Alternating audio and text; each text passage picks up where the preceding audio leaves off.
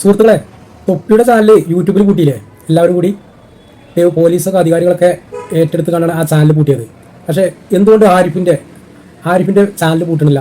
അയാൾ ഇന്ത്യയിൽ വർഗീയ വിഷം തുപ്പാണ്. ഇപ്പോൾ ആ ചാനൽ കോയാക്കാളി എന്തൊക്കെയാണ് അയാൾ പറയണത്?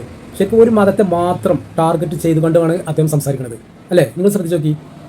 ഹിന്ദു മതത്തെക്കുറിച്ച് അദ്ദേഹം എന്തെങ്കിലും പറയുന്നുണ്ടോ? അവരെ എതിർത്തുകൊണ്ട് സംസാരിക്കുന്നുണ്ടോ? മുസ്ലിങ്ങളെ മാത്രം ടാർഗറ്റ് ചെയ്തുകൊണ്ടാണ് അദ്ദേഹം ഇപ്പോഴും സംസാരിക്കുന്നത്. അതിനുവേണ്ടിയാണ് ഇപ്പോൾ ലണ്ടൻ യാത്രയും UK യാത്ര, ഇസ്രായേൽ യാത്ര ഒക്കെ അദ്ദേഹം നടത്തുന്നത്. അപ്പോൾ അയാളെ ചാനൽ കൂട്ടാൻ പണിയില്ല, റിപ്പോർട്ട് അടിച്ചാൽ മതി. എന്തുകൊണ്ട് നമ്മൾ സത്യത്തിൽ ഇവിടുത്തെ നിയമവ്യവസ്ഥ അതിന് അനുവദിക്കണില്ല? എന്താ നമുക്ക് ചിന്തിക്കേണ്ട ആവശ്യമാണല്ലോ അത്. വിശ്വാസികളെ മനസ്സിലേക്ക് മനഃപൂർവ്വം മനസ്സിനെ വിഷമപ്പെടുത്തുകയാണ് അദ്ദേഹം ചെയ്യുന്നത്. എന്താണ് അവർ പുതുതലമുറക്ക് പറഞ്ഞു കൊടുക്കുന്നത്? ഇപ്പോൾ വളർന്നു വരുന്ന സമൂഹം ഉണ്ടല്ലോ, പുതുതലമുറ, അവർക്ക് എന്ത് സന്ദേശമാണ് അവരിൽ നിന്നൊക്കെ കിട്ടുന്നത്? എന്തെങ്കിലും കിട്ടുന്നുണ്ടോ? ഇനി ഒരു സന്ദേശം അവർ പറഞ്ഞു കേൾക്കട്ടെ, ഒരു നന്മ. ആ നന്മ സത്യത്തിൽ മതങ്ങളിൽ ഉള്ളതല്ലേ? ആസ്തികർ പറയുന്ന നല്ലതായ വശങ്ങൾ അത് സത്യത്തിൽ എല്ലാ മതങ്ങളിലും ഉള്ളതാണല്ലോ.